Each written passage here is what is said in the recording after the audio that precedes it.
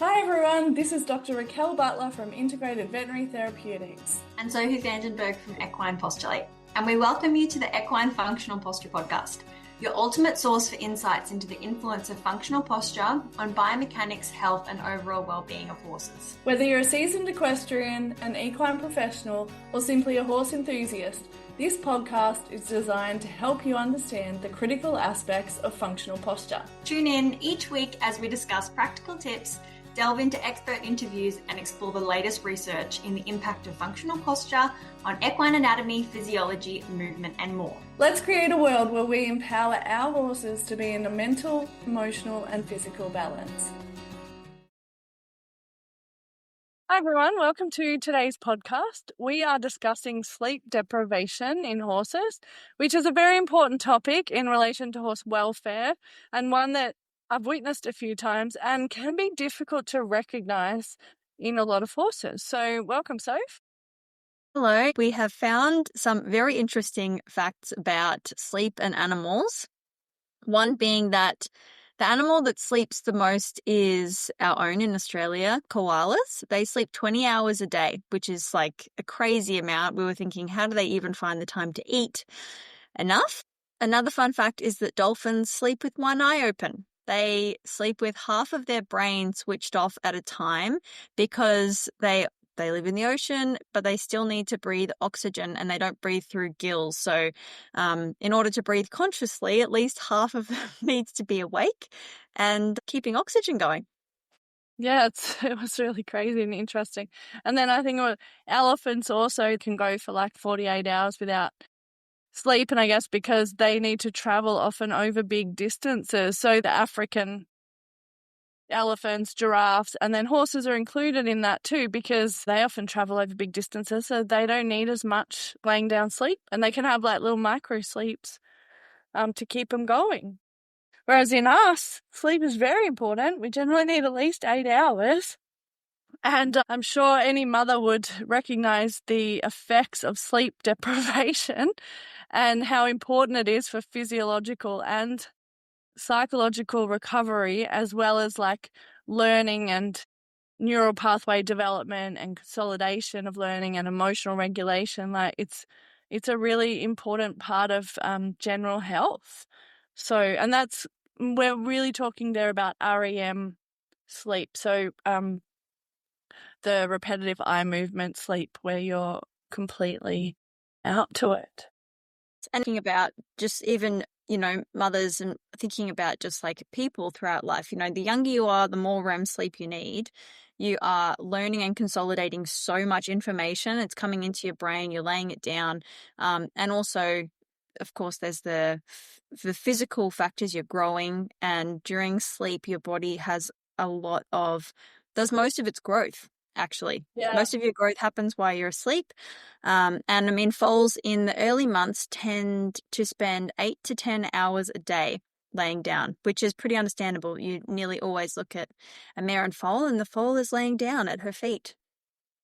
And they are developing their movement patterns. They have to, like you said, do a lot of development really rapidly. And so that takes a lot of brain capacity to do that. So it's really important that they get that rest. So what are the normal kind of sleep patterns in horses? So horses are polyphasic sleepers. That means that their sleeping pattern goes through cycles throughout the day. So they might have, a time of eating, rest, a lay down, REM sleep, and then, they finish that, but then there'll be more times during the day where they'll stand and rest, or they might lay back down, even if they don't go again into REM sleep. And so that's called polyphasic. For horses, it's considered to be because of the fact that being prey animals, they live in herds. There's a shared load of vigilance as opposed to resting. So they're all taking turns watching out for predators, and anybody who has horses who live in a group, or even if you're in an adjustment center, you see that all the time when one horse is standing and the other three are down, or horses that share corners of paddocks at adjustment centers. Often one will be standing and the others together will have laid down in the corners around it. So they're shared hypervigilance, even when you are living in a domestic setting, is very important to horses. And they have different kinds of sleep types. So you've got a standing sleep where the horse has locked their stay mechanisms in their front and back legs. They stand up. They kind of get that glazed look in. You sort of know when they've gone to sleep. They have a laying down sleep. They can be sternal, which is up on the sternum, and they're sort of laying up. And normally they've got their sort of nose and teeth squished into the ground. And then you also have recumbent sleep. So when they've gone down on their side and they're nice and flat with the ground. And there's their laying down sleep, which is just a basic sleep, but you also have the REM sleep, which is the rapid eye movement. And you can only do that rapid eye movement when you are laying down completely flat and recumbent. So it's very important that horses get that. And another fun fact is that they have realized that horses fall asleep very quickly. So as soon as they're down, they're out. No overthinking and staying up late at night wondering about what color their rug is going to be tomorrow. So good for them. Yeah, recently I was teaching an equinology course, and the venue where I was at, they have a beautiful shed, and all the yards have sand in them, and they're really nice to stand on. And anyway, there was one particular horse, and apparently the first time he came in, he was like, "Oh, this is great," and he rolled and rolled and thought, "Oh gosh, I really like this." And it was really open as well, so when they would lay down, they could still see everyone. And so the next, I think it was like a couple of days later, he was in the sunny yard, and he just got in there, laid down, and we had to get other horses for the session. It wasn't because he was necessarily sleep deprived. He was like, "This is so comfortable. I am safe, I am warm, and I have this beautiful, comfortable sand bedding to sleep on." And he was out. Yeah, and then it was a little thing like every day, if you put him in the sunny yard, he was gone. So we had to like make a deal with him. "Come on, dude, we just need to practice the massage moves, and then you can have sleep time." So yeah, he thought it was great. And, because he was in a strange environment too, he might have, not slept for the first couple of days, just even though he had a friend, and his friend wasn't someone who he was routinely paddocked with, although they seemed to be really good mates. Like they were often, standing really close together. I never saw either of them ever tell the other one off or anything. But yeah, like that change of environment can be very stressful. And so he was tired. So it was really cute, but a little inconvenient for us at times. So, and then we had another horse in the group, which actually the owner said she'd never seen lay down. I can't recall how long she'd had her for, but it was like a period of a year or two. And, when she first came in, she was struggling. Now, just because a horse never lays down doesn't mean they're never getting rest. It just means, like what Sophie said, they're not getting REM sleep, where the muscles are like atonic, and they have puts them into a different brainwave, and it's much more of a restful sleep. Like there's a lot of physiological changes that happen in that moment.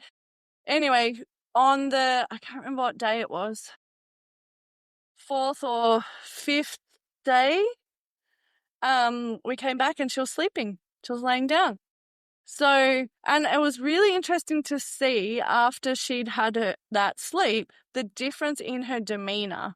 So at the start of the week, she was quite dull.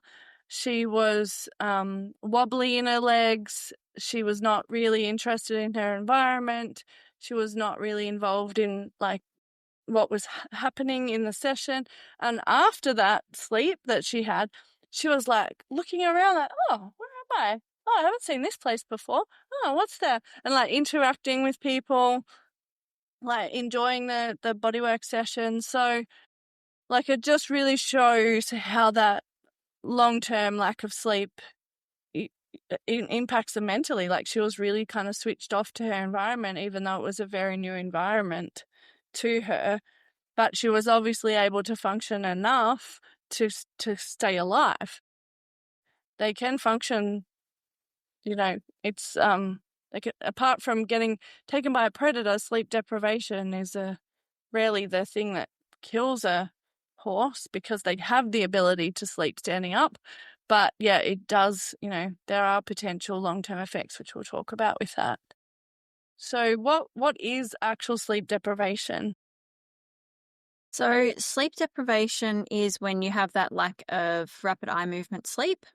But this is different from true narcolepsy. So narcolepsy is a different kind of sleeping disorder, whereas sleep deprivation can just happen in horses with, other issues. We're talking pain, illness, environmental conditions. When it comes to narcolepsy, this is a condition that isn't always treatable. Some horses can be treated with an antidepressant called imipramine, and it has an effect basically on the brain. And from what I was reading, they're not always 100% on the cause of the narcolepsy and what's happening in the brain. And it can come in waves. So a horse can have for a while, it'll stop for a while, the narcolepsy comes back. But this is different to sleep deprivation. But both of them can cause cataplexy. So cataplexy is when you lose muscle tone, the ability to stand, and you have that collapse, which, lots of people kind of see it telltale. You look at the horses that have a callus on the front of their fetlocks or their knees, and those are the horses that are collapsing, and you're seeing the evidence of that when they hit the ground. So that's the difference between the conditions. And, when it comes to sleep deprivation, there can be lots of different causes, but a few of them include pain would be, if you were going to investigate, that would be at the top of your list. Why is my horse not laying down? So it can include chronic pain, things that have been going on for a while. And so they're just, whether they're sore and achy or it's been a long-term issue. You can have joint discomfort. If you're a horse who can't bend your hocks and stifles and knees very well, it's going to be really uncomfortable to get to the ground, and the horse is going to weigh up whether or not it's worth it to get down there. Plus, if, there are some older horses or horses who are very weak, or even just horses who have poor balance and stability, it can be difficult for them to get down to the ground. And it can also, horses with tummy discomfort, if your landing when you hit the ground is not very comfortable, like you're going to smack Pushing into up the some ground. acid. Yeah, it's not a nice landing. Or if you're the kind of horse that knows you're going to struggle to get back up again, then that's another reason they might avoid going down. We had one in the equine functional posture course. There was a horse who had a lot of difficulty getting up and down, and they were talking about, they don't often sleep. But in watching the horse, he wouldn't bend one of his knees, and when assessed, it was discovered that he likely had an old pelvic fracture. So the pelvis was very asymmetrical. So, trying to, when you go down, that horse also would only lay down on one side when he could get down. So understanding, you're laying on the horse is heavy, they got to hit the ground, and you've got to lay on all those structures. So the side of the pelvis, the ribs, the shoulder, the front shoulder gets compressed underneath the horse while it's laying down. So all of those things are going to be, under load getting up and down. So those are some pain considerations. What else sort of springs to mind? Yeah. Also just like physical dysfunction in terms of, so like the sleep standing up specifically, if the horse isn't able to lock out their stay apparatus. So they're really well designed to sleep standing up, and specifically in the hind end, the patella locking mechanism is really cool in that it reduces the energy usage of the muscles in the hind end by like 97%. So when they're locked in that patella mechanism, which means that the leg can't straighten, there's not a whole lot of energy used in that. And the same with their front legs. The tendons, the ligaments, there's a number of muscles in the front legs like biceps, triceps, serratus, all the extensors and flexors, and the check ligaments. They're all part of that stay apparatus, keeping that forelimb always straight. So that's why horses are so amazing at being able to sleep standing, because they reduce their energy efficiency. I remember Sharon also talking about the biceps having a potential locking mechanism around the shoulder joint as well. and so how all of that can allow it. So if the horse has any dysfunction in any of those structures that are part of the stay apparatus, say they've had their inferior check ligaments cut in the front legs, or they've had surgery done to their patella ligaments in the back legs, or they've got a muscle injury or a tendon injury, then that's going to affect their ability to stabilize and have that standing sleep. So sometimes you'll see horses where like their knee is buckling a little bit. If the knee is buckling a little bit, their stay apparatus is compromised. And that means they're having to utilize more energy to sleep standing up, or it might be quite compromised. So that's one. The other big one is environmental stress. So even though your horse might have friends, maybe they're not appropriate friends for your horse. Like, you want to see how they interact because, some horses will make other horses get up, or they won't let them lay down, or they don't make it a safe environment for the other horse to lay down. And so generally you want the horses to have friends. Most horses will do better with company because they are designed to be a herd animal. And like Sophie said, you often see them laying down in groups, and then one will be supervising, or if they're super comfortable with each other in the environment, then often they can all be laying down. And so the friends, and then the ground surface. So like that little horse I was talking about, well, it was beautiful sand. It was so nice and soft. It was sunny. And so if the ground surface, and then you were talking about a horse that your horses don't lay down on the prickles, so they wait until you let them out into another area where there's not prickles. So if the surface is very uncomfortable, horses will choose not to lay down because they can get enough rest to survive standing up. But, so that's really important. And like bully horses or horses that just don't know how to be a good herd mate. So yeah, and also the space that's around them. So what's happening in that space? Is it like a really open space? Is it a really closed space where they can't see much? Horses do like to be able to see the horizon generally.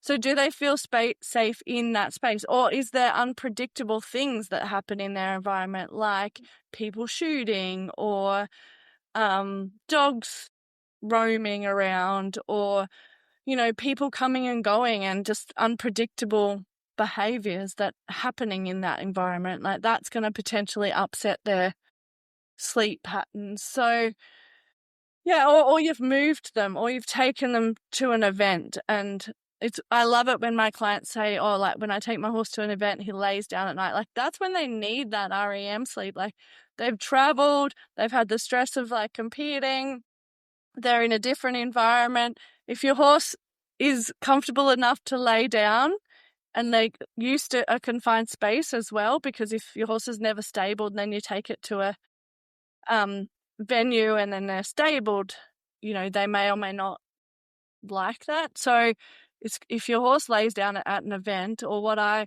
would recommend is taking some shavings if you're allowed to, and even if they're in an outdoor yard, like making it comfortable for them so that they can actually get some rest, because it will make a difference to your competition the next day, but we'll talk about that.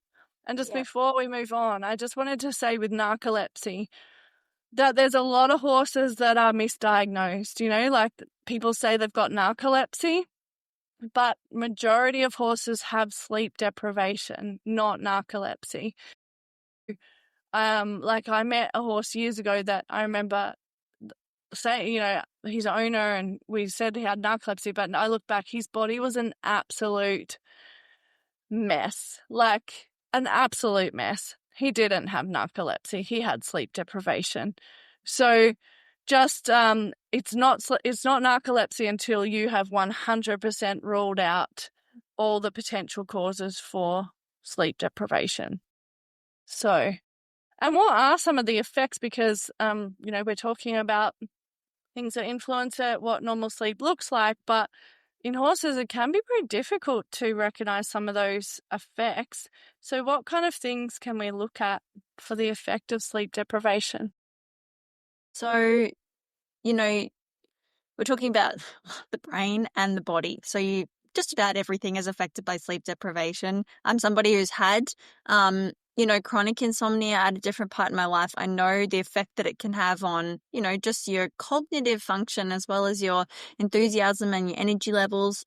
So there have been studies that say that, maybe it does, maybe it doesn't affect performance. They say, it's more likely to be affecting focus, but we need to be looking at other measures because that just isn't a good enough metric. Performance is not a good enough metric.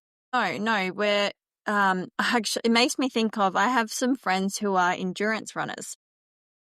They're running close to 200 kilometers straight. Their sleeping time is like 45 minutes or 10-minute cat naps over sometimes I have a friend who did 160 Ks in under 24 hours. They have hallucinations doing this kind of work, but they're still running. Horses can be under a huge amount of cognitive load with not very much function, and they're still running and jumping for you. So this is not telling them what to do in that situation. So they don't have to use those cognitive functions that much, because a lot of the times we're on them, we're directing them through the dressage test, we're directing them to do a lot of the things that we do with them, like maybe eventers, horses that have more complicated competitive requirements, the fatigue might show up a bit more, like in your eventers, or in maybe obstacles and things where they have to think a bit more. But majority of stuff we do with the horses, they're following our direction. So it can be really difficult, like kind of the endurance runner. I mean, they're following their own direction, but they know they're going beyond lots of their physiological functions. But yeah, in how the hell do we recognize that in a horse? So what else might we see? So besides the, brain function, body fatigue, you get a lack of engagement. So the studies have mentioned that facial expression so the pain face isn't represented in horses that have been deprived of sleep, but the facial pain scale doesn't include, horses who have a lack of engagement with their environment. That's curiosity, that's play, that's cognitive awareness of their environment, or the ability to, make friends, be engaged with life, and we all know being shut down is well recognized in horses. That's a glazed expression. That's not a painful expression. It's like completely checked out. So these kind of things, we should be looking for, is your horse with it? Are they in the world, not just existing beside you? There can also be stress that comes up. It's when you don't get enough stress, you're trying to process everything, you are under a lot of load, and it's stressful for the body and for the brain because it's functioning on low resources. Other effects are injury. You can fall and land on your fetlocks and knees. I'm not sure if I was in a dissection with a horse that had sleep deprivation, or Sharon was talking about a horse that had had sleep deprivation, but her description of the effects of the falling on the knees, what was happening to just the concussion. So, the amount of tissue that's forming over the top, the joint was super inflamed. There was arthritis in the knee, as well as on the front of the fetlocks. It's a big concussion. So you can have injury, and that's not to talk about injury that can come from being sleep deprived and having to be an athlete as well. The chances are that you are going to have a fall, have a slip while you're trying to get stuff done while low on sleep is much higher than if you're well rested. Yeah, and then also with that, you can get emotional dysregulation, so the horse that just seems to just not respond how you'd expect them to respond, or they're struggling to process information, or they seem like really sensitive to pain. They can get like hyperalgesia where they're just more reactive to things.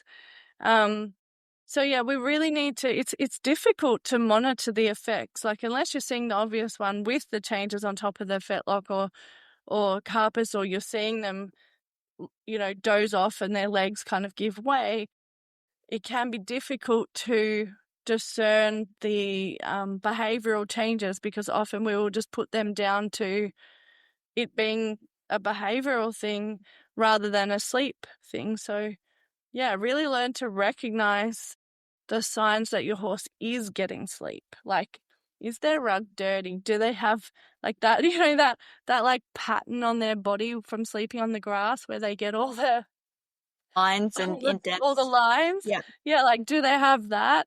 Do they have like poo on their rug or grass, or is it wet to show that they've laid down? And you might not always see them get up and down, especially once they know your routine. But the time I will see my horses sleeping is when I get up earlier than usual. And so I go out in the dark to feed them because I've got to, leave early that day. Or the other night we came home from somewhere, at like it must have been, I don't know, it must have been lit later, but like Ellie was laying down. You often don't see them, you don't always see them sleeping unless, especially if they're used to a routine, but look for the signs that they have been sleeping, and look for signs that they've been, laying down on both sides and rolling and all of those things. So yeah, what can we do if the horse does appear to have sleep deprivation? What are some things that people could do to kind of improve their sleep ability?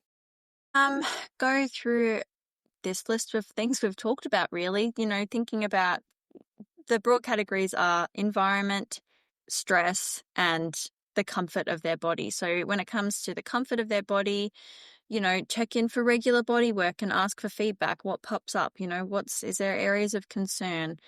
Pain relief, seeing whether or not if you decrease your horse's pain, do they get up and down? If they do, then probably that's a considerable factor that you need to get on top of. Try joint supplements. If they're a bit older or they're a working horse or they have some kind of issue, if you can help to support them through that, then they're going to have more comfort. Providing more movement. Often movement can really help with stiffness, age, or, horses that are doing too much. Yeah. Yeah. So these kind of things can really help when it comes to safety. The feeling of safety, having appropriate friends, having space to sleep, having other environmental stresses like we're talking about, dogs, aeroplanes, trains, all kinds of things like that can disturb their sleep, reducing those factors. And yeah, being mindful of the difference between thinking that you have it covered and making sure you have it covered. If you have your horse living in an environment with a group of other horses and it looks like there's places to lay down that are comfortable, making sure that your horse is laying down, because it's just because the environment looks perfect doesn't necessarily mean that your horse is making the most. If they're a horse who isn't as dominant as resource dominant of the sleeping areas, it's possible that somebody chases them away. If the only comfortable place to sleep is around the hay bale, with on all the old hay, and your horse is always chased away, they may not be laying down in the comfortable spot. So just making sure, being a little bit more thorough. If you think, okay, my horse isn't laying down, making sure, do you lay down during that time? Is there another space that I can set up for you?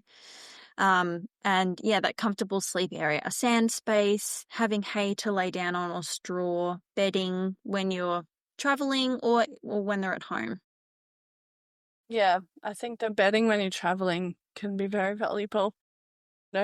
Just considering that, especially, if they're in a stable, then that might be different. You always are going to provide bedding in a stable, but often they're in a yard. And so that can be pretty uncomfortable and confronting as well. Yes. So figure out, is your horse sleeping well? Have a conversation with them. And and address it if you recognize it, and realize it is a welfare issue and that it can be difficult to figure out sometimes that they're not getting appropriate sleep. But It's definitely on the list if you've got a horse that's kind of showing a lot of stress. So yeah. Anything else to add? Just that I empathize with horses that aren't getting sleep, and I can see the difference that it makes in the quality of my life having good sleep. So yeah, just agree. It's a welfare issue. It's a foundational welfare issue, not a nice to have. Sleep is really important. And you'll get better results too in the things that you want to do with your horse, whether it's training or physical stuff, because their learning ability increases like nothing else. And I see that. I see that with foals. I think we've discussed this in our foal podcast before. Sometimes when I'm working with a foal and I've either gone too far, or I truly believe I've chanced it, that because they nap so much during the day, so I try and get foals that when your to work learning with. period was. Yeah, when they've just woken up and they've had a drink, I'm in like the best learning state. They've had a little drink, they've had a sleep, you do some work.